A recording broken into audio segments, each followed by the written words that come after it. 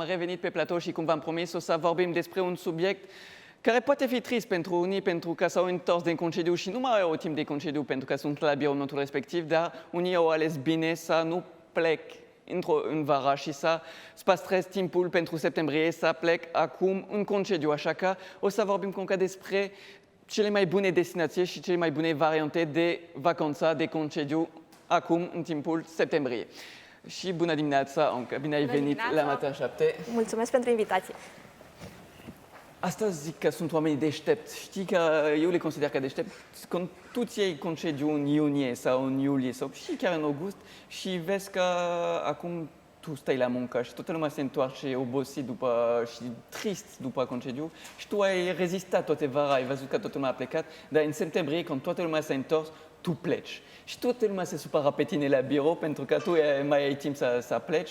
Și le consider deștept pe oamenii ăștia care plec în septembrie și vreau să abordăm subiectul ăsta astăzi. Unde putem să plecăm și de ce este bine să plecăm în septembrie? Da, deși vara s-a terminat, vacanțele continuă și în luna septembrie și mai ales pentru cei care caută o vacanță în această perioadă de toamnă, există multe opțiuni. Și am 3 recomandări de vacanțe pentru această toamnă: sejur la plajă, city break și circuite. Și putem vorbi despre fiecare în parte. De exemplu, un sejur la plajă este de fapt o continuare a pachetelor turistice care se desfășoară în plină vară, dar continuă și în această perioadă până la sfârșit de octombrie. Pachetele turistice sunt pe destinațiile vedetă în timpul verii, care continuă și acum în septembrie. Este vorba de Turcia, Grecia și Spania.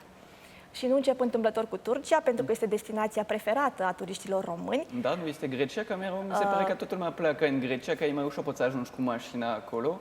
Mi se pare că toată lumea merge în Grecia. Cele mai multe sejururi de vară pentru plajă mare sunt în Turcia, acolo se desfășoară. Asta pentru că în Turcia, în Antalya, este ospitalitatea la ea acasă. Acolo găsim resorturile all-inclusiv pe care familiile cu copiile le adoră. Da, asta e practic. Hotelierii turci știu să fie foarte atenți la toți turiștii și se reinventează în fiecare an, astfel încât să-și bucure oaspeții cât mai mult, încât să se întoarcă la ei. Trebuie să precizăm că tu ai o agenție de turism și ai un blog, ancapavel.ro, și putem să te urmărim acolo și pentru asta te-am descoperit, că am văzut că dai niște sfaturi așa de concediu foarte frumos și e interesant discuția asta, pentru că nu mă așteptam deloc să fim tot ce, dar vorbești mai mult despre familie atunci. Dacă ai o familie, e mai bine. Există o diferență, nu știu, un tânăr de 20-25 de ani merge și el la un all-inclusiv sau un all-inclusiv este mai mult pentru familie care nu vor să se stresează pentru copii? Pe blogul meu de călătorii recomand vacanțe pentru toate categoriile de turiști. Dar în special, în ultima vreme, am observat că mă contactează foarte mult familiile cu copii. Da. Și de ce? Pentru că se acordă o atenție foarte mare unei vacanțe atunci când pleci cu copiii. Oamenii mă caută să le ofer recomandări speciale pentru copii, pentru locațiile potrivite lor, plaja să fie cât mai fină, intrarea lină în apă și serviciile hotelului să fie foarte bune. Este normal, pentru că atunci când pleci cu familia, suntem mai atenți. Da, trebuie să ai grijă de copilul tău, e mult mai greu să pleci. Absolut. Când ai 20 de ani, ești tânăr, poți să pleci oriunde cu un corp, nu e nicio problemă, te adaptezi. Când ai un copil, un copil foarte mic, trebuie să ai grijă la tot ce se întâmplă acolo, să nu aibă nicio problemă. Exact, și din experiență spun asta pentru că oamenii când pleacă în vacanțe cu copiii sunt mai atenți la ei, la copilași, decât la propria lor vacanță. Se interesează foarte mult dinainte ce facilități oferă hotelul pentru copii, ce tip de masă, dacă au locuri de joacă. Și slavă Domnului, în Turcia, cu precădere în Antalya, destinația de top pentru vacanțe all-inclusiv în familie, așa cum Antalya oferă toată această gamă largă de servicii. Continuăm cu Grecia, așa cum spuneai tu. Da, Grecia este o destinație atât de îndrăgită în continuare de turiștii noștri. Eu în general recomand pe Grecia pachetele cu avion. În turism, la noi în turism se numesc pachete charter cu avion. Și destinațiile cele mai frumoase sunt insulele din Grecia, sunt insulele grecești.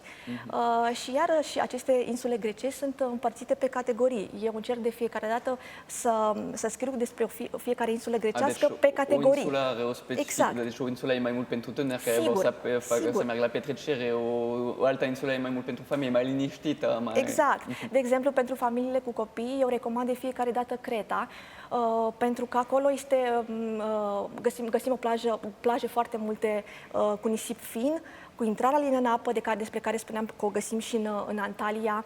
Găsim și resorturi, hoteluri all-inclusiv și multe opțiuni de explorare pentru cei care vor să iasă din hotel și să se bucure de activități. Scuza-mă că te întreb, dar presupun că te-ai creat o experiență în asta, pentru că nu am copii și nici nu m-am imaginat că este un criteriu intrarea în apă, de exemplu. Este un criteriu foarte... Dar e logic acum că îl zici, că e clar că dacă intrarea e abruptă sau sunt pietre și este foarte greu pentru copii, n-ai cum să ajungi acolo. Este un criteriu, exact, foarte important, iar noi când mergem în infotripurile sunt călătoriile agenților de turism, unde mergem să inspectăm zona și hotelurile, astfel încât să le recomandăm mai departe și să le testăm pe propria piele. Și, desigur, suntem foarte atenți la acest aspect, pentru că chiar dacă este o plajă lată și cu nisip fin și serviciile hoteliere sunt ireproșabile, este foarte important să fim atenți la toate aceste detalii. Asta cred că e cea mai bună parte din jobul tău, când te duci să probezi acolo. Asta muncești, suntem de acord că mergi acolo să-ți faci jobul tău, să verifici, să punctezi, deci trebuie să fii concentrat, dar chiar profiți puțin.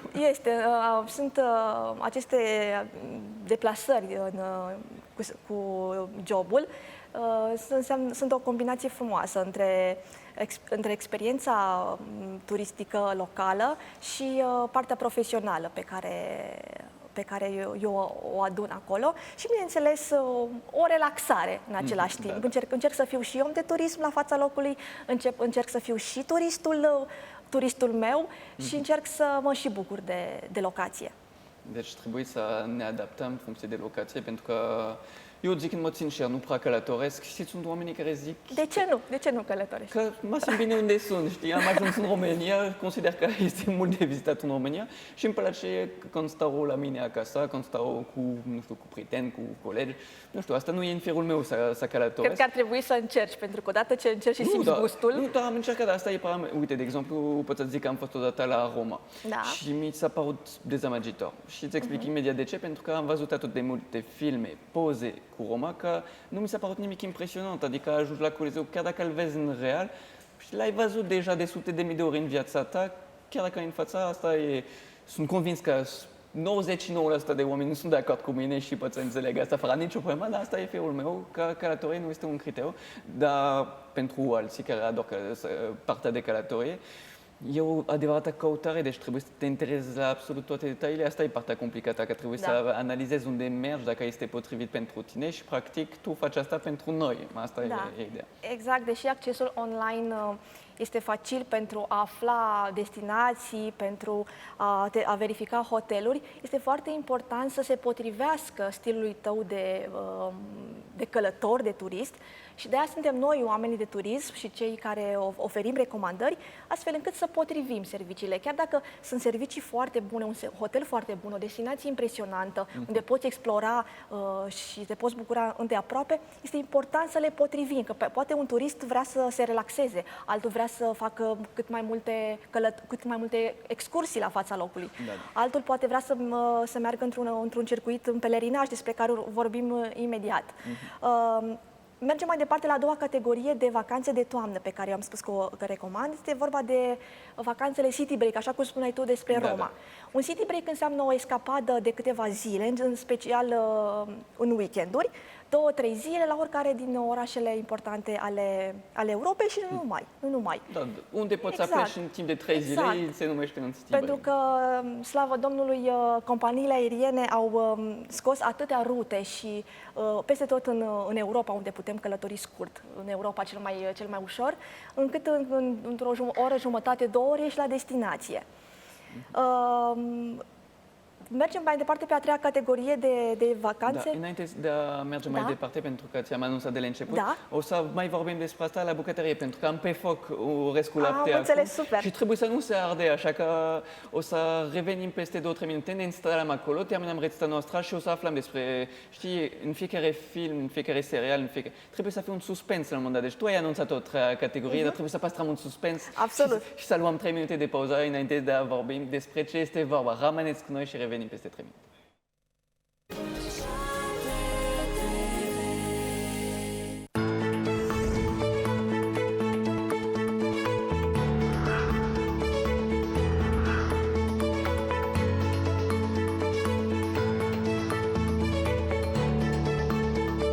Și atunci când devine clamidia supărătoare, deranjantă și periculoasă pentru noi?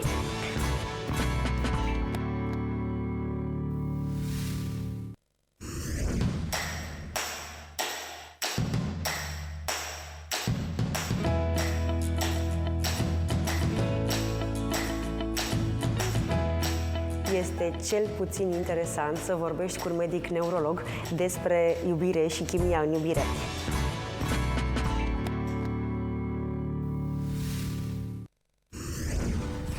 S-a întâmplat cam la 8 luni, când am observat că lucrurile nu decurg normal. Nu stătea în fund, aveam mici probleme de echilibru și am fost la medic și am întrebat și s-a dat vestea că s-a întâmplat ce s-a întâmplat, dar să avem speranță că va recupera prin gimnastică și medicație. Cum arată o zi din viața lui Vlad? Se trezește dimineața, își servește micul dejun și pleacă la facultate. Dar se spune că trebuie să-ți duci crucea. Iar când obosești, o lași jos, te odihnești, o iei și pleci mai departe.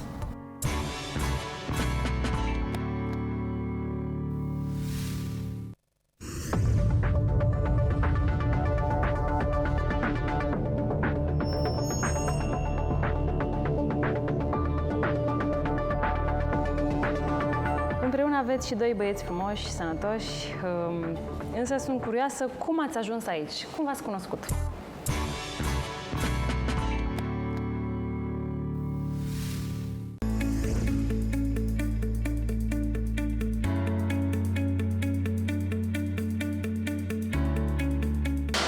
Arată și mie un lateral, așa în timp real.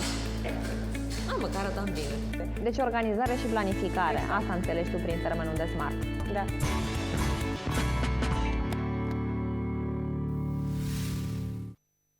Ești atât de prins încât, nu știu, ți-ai vinde mama ca să ai o doză de heroină.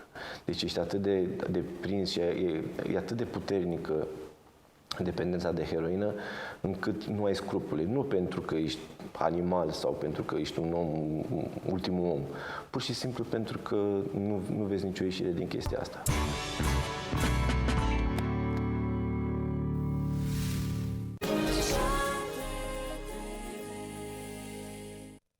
Suntem din nou în bucătărie și o să terminăm acum rețeta noastră de orez cu lapte vegetal. Și mai continuăm discuția noastră cu Onca, care ne-a povestit deja despre 2 feluri de vacanțe pe care putem să le folosim. Am vorbit despre vacanțe concediile la plajă, am vorbit despre Sidi Brecoș și rămâne o al 3-a categorie și o să vorbim imediat despre asta, dar vă reamintesc rețeta noastră de astăzi. Am pus 1 litru de lapte de migdale la fiert cu 100 de grame de zahăr și puțin zahăr vaniliat. Am pus 100 de grame de orez și am lăsat 40 de minute pe foc, așa că acum este aproape gata. O să mai adaug un ingredient cheie, este vorba de smântână de cocos și o să mai las 2-3 minute pe foc și o să mai adaug la final malai pus o lingură de malai pus în apă, așa cum vedeți, și o să punem asta imediat pe foc și mai lăsăm 3-4 minute și va fi gata și putem chiar să gustăm încă la final de tot.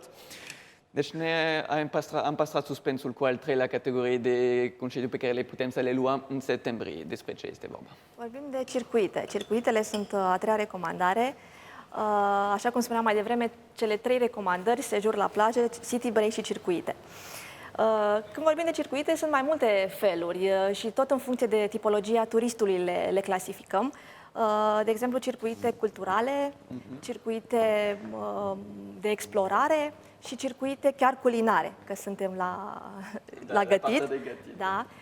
Circuitele Asta mi-ar interesa, să știi, să merg să vizitez zone în funcție de mâncare. De exemplu, poți merge în Italia, în Toscana, unde acolo se fac paste tradiționale, poți și degusta vinuri. La fel și în sudul Franței sunt astfel de circuite. Spuneam mai devreme și de circuitele culturale și cele de suflet, așa cum spunem noi, oamenii de turism. Circuitele de suflet și culturale sunt, de exemplu, în Israel și în Iordania, 2 destinații unde poți să descoperi, să ai o alt fel de vacanță, pentru suflet, pentru interior, exact, pentru regăsirea ta și dar și pentru a vizita destinația în sine. Da, pentru că sunt locuri foarte frumoase acolo. Exact. N-am vizitat, dar am văzut tot poze, pentru că eu sunt cu poze. Dar e clar că dacă trebuie să ajung într-o zi acolo, dacă am ocazie, nu o să refuz, pentru că exageram puțin mai devreme că ziceam că nu-mi place să călătoresc. Dacă am ocazia, bineînțeles că mă duc, nu neapărat, asta e obiectivul meu, primul obiectiv în viața, cum este pentru oameni, în general, dar pot să mă bucur și de asta. Deci avem a treia variante cu circuite și asta avem și în România posibilitate de circuit? Există și în România. Eu promovez în general oferte turistice pentru extern și de asta sunt în măsură să vorbesc despre extern, dar sigur și în România se pot face în grupuri organizate, să vizitezi, există chiar și un tur al României.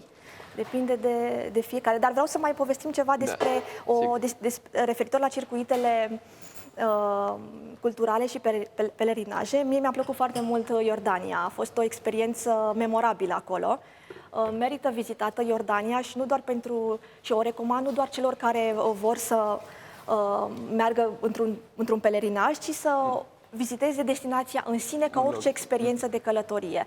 Pentru că Iordania oferă multe posibilități, atât sejur la plajă, cât și explorare, adică să vizitezi obiectivele turistice. În funcție de ce îți place, aici să găsești acolo. Este locația celebra Petra, minunea lumii, deșertul Wadi Rum. Vreau să vă spun că în deșertul Wadi Rum mi s-a părut ceva cu totul deosebit. Eu am vizitat multe zone deșertice din țările arabe, dar deșertul în Iordania este o poveste. Mă așteptam să găsesc foarte multe dune de nisip, în schimb am găsit niște munți impresionanți combinate cu dunele de nisip. Apoi experiența locală cu beduinii, să gătești la cortul lor, să te cazeze la ei acasă și efectiv seara să privești din corturile sunt transparente, să privești stelele. Da, și presupun că nu e nicio poluare luminoasă acolo, deci vezi absolut toate stelele și cu un cer foarte frumos. Și este acea liniște deșertică, cum o spunem, și la propriu o găsim acolo.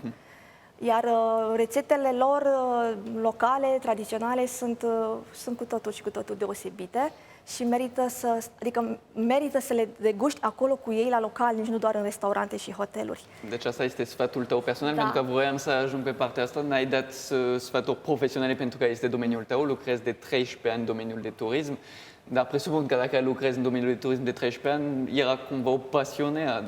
De când ai descoperit pasiunea asta? Deci de când știi că trebuie să faci asta din viața ta, că vrei să mergi peste tot, să vizitezi și după asta să oferi la oamenilor niște destinații frumoase?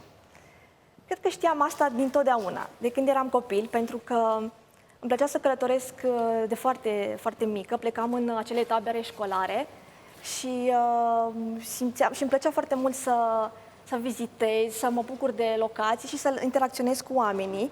Și, de fapt, aceste două caracteristici ale mele, bucuria și plăcerea de a comunica cu oamenii și, în același timp, plăcerea de a călători, toate aceste îmbinate au creat blogul meu de călătorii, care îmi poartă numele.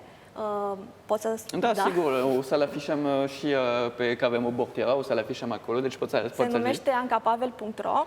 Deci numele tău, prenume și numele, ancapavel.ro și puteți să vedeți, cum ziceam, am găsit și eu foarte multe sfaturi foarte interesante, că e bine structurat, că e interesant, e bine scris în plus de asta, deci puteți să citiți cu încredere.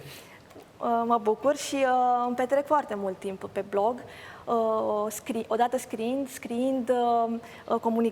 scriind impresiile mele de la fața locului și comunicând cu oamenii, așa cum vă spuneam mai devreme, cele două elemente în continuare sunt prezente pe blog, bucuria de a transmite oamenilor plăcerea mea de a călători, impresiile mele și recomandările, dar și conexiunea aceasta pe care o am cu oamenii. Și ce mai îmi place la blogul, când lucrez pe blog, să transmit emoția și reala mea bucurie de a descoperi locuri noi și de a le transmite celor care rezonează cu mine și cu care am aceleași preferințe de călătorii și de destinații. Deci e cumva ceva mai personal aici în blogul tău, pentru că dai tot e legat de munca ta de zi cu zi, doar că tot ceva din sufletul tău cu pasiune și se simți mult mai mult pasionat acolo, pentru că vorbești numai de chestii care îți plac. Sunt destinații, de exemplu, care nu ți-au plăcut, ai fost acolo și, cum ziceam eu, de Roma am fost... Nu că nu mi-a plăcut, dar am fost puțin dezamăgit, dar nu era cum mă așteptam, nu era așa frumos cum toată lumea zice. A fost o destinație pentru tine din genul ăsta? Chiar nu. Deși profesia mea mă ajută să fiu și critică, adică să fiu și foarte obiectivă, nu aș putea să spun că a fost o destinație care nu mi-a plăcut sau unde nu m-aș mai întoarce. Pentru că eu încerc să găsesc partea pozitivă și bucuria fiecărei călătorii, plăcerea de a descoperi locuri noi și dacă îți place să călătorești și să interacționezi cu oameni, nu ai cum să nu ai o experiență plăcută la destinații, indiferent unde ai merge. Apropo de Iordania, am avut o experiență neplăcută, a fost o furtună de nisip și, apropo, ca o experiență mai puțin plăcută din activitatea mea. Dar tocmai nu înseamnă că am niște amintiri neplăcute sau că nu m-aș mai întoarce acolo. Astea sunt de necontrolat. E necontrolat și oricum nu toată lumea poate să zică că a fost într-un loc în care era un furtună de nisip. Deci tot e o experiență de povestit și o amintire. O furtună de nisip care a fost destul de complicată și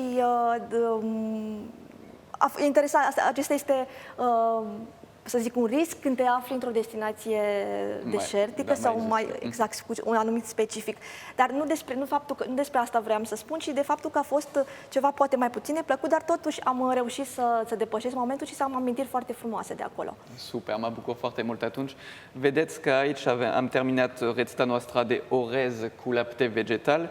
Am pus la final scorțișoare să adăugăm un gust interesant și îți propun dacă vrei să guști și eu mai povestesc despre blogul tău, pentru că mi s-a părut foarte interesant. Puteți să citiți ce scrie pe ancapavel.ro și o să vedeți toate destinațiile pe care ne le recomanda. Și dacă nu știți unde puteți să mergeți, dacă aveți o familie, pentru că fiecare destinație are este specificată pentru un anumit tip de persoane, pentru familie, pentru tineri, pentru senior. Așa că puteți să citiți și să aflați cu ea ce loc este potrivit pentru dumneavoastră. Și cum ți se pare acest Foarte bun, delicios. Ți amintești de copilărie asta?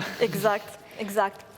Scorțișoara este preferata mea. Da. Este un condiment pe care îl găsim oriunde am călătorit și nu doar în țările arabe, unde sunt condimentele la ele acasă.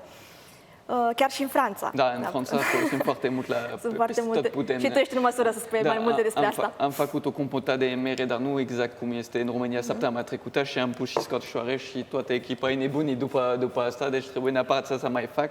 Dar am făcut pentru prima dată orez cu lapte, o rețetă vegană și simt o diferență cu o rețetă normală, e diferit, consider că este mai bun, Cred că este mai bun. În primul rând este foarte dulce, dar nu este acel dulce de zahăr, care este de zahăr, da. E și foarte aromat. Mai nimerit, orezul cu lapte este preferatul meu și cu scorțișoară, Da, în primul asta rând. sunt convins că pot să nimeresc oricine cu asta, pentru că Da. toată lumea apreciază această rețetă. Dacă vrei să ne dai nu știu, o destinație în Europa, acum, pentru că n-ai vorbit despre Iordania, care ți-a plăcut, dar dacă vreau să-mi fac un city break peste o săptămână, acum, care sunt ofertele cele mai bune și unde pot să ajung și să fie ceva frumos?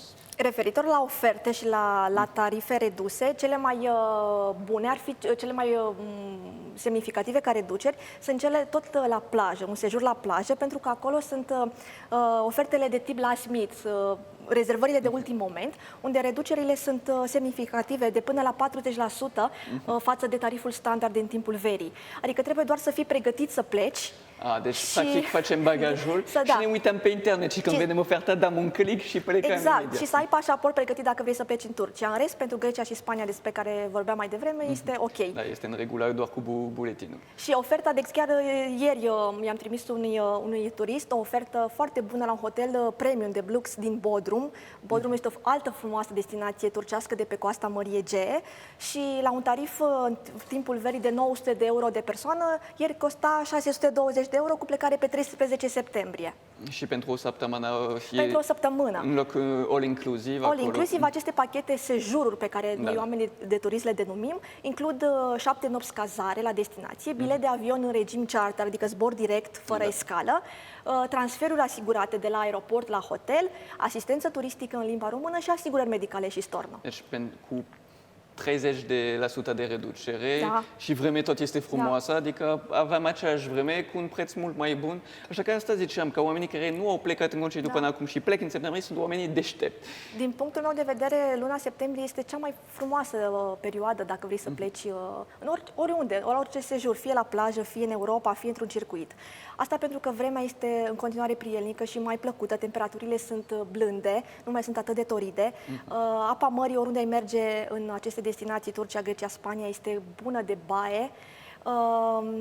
Și ai toate, și foarte important, nu este atât de aglomerat. Nu știu pentru alții, dar pentru mine este foarte important acest aspect. Oriunde ai merge, nu mai este atât de aglomerat. Pentru că au început școlile și acum au rămas cei care știau că vor pleca în toamnă. Da, acum presupun că oamenii care au copii acasă se gândesc, dar noi avem copii, nu putem să plecăm că avem copii la școală. Un city break nu strică, exact. Nu strică absolut nimic. Luați copilul de la vineri, nu merge o zi la școală, se mai întâmpla, dar ziceți că e bolnav, săracul, învățați o scuză și plecați 3 zile cu el în Europa, un city break tot merge, deci dacă nu putem să ne permitem o săptămână întreagă, măcar un city break să scapăm puțin de obișnuința de rutina zilei. Exact, city break, chiar dacă este o vacanță scurtă, poate fi interpretată ca o vacanță adevărată, mai ales pentru cei care nu au timp. Adică este o vacanță unde e mai bine decât nimic. Exact. De 3 zile decât... Dacă vrei să mergi la Barcelona, poți să ai și experiența orașului, vibrația orașului, poți merge și la plajă, poți explora, poți merge să bei un pahar de sangria, vinul celebru al Spaniei, pe care eu l-am gustat prima dată în Mallorca, în Spania, altă destinație despre care să vă povestim poate data viitoare. Deci city break poate fi o vacanță completă. Da, deci există o soluție absolut pentru toată lumea. Încă îți mulțumesc foarte mult că ai venit, că ne-ai povestit despre toate opțiunile din septembrie, ce putem să facem în această toamnă, începutul de toamnă și care sunt ofertele cele mai bune și variantele cele mai bune în funcție de situația noastră familială, de exemplu, sau cum suntem noi și ce preferăm noi.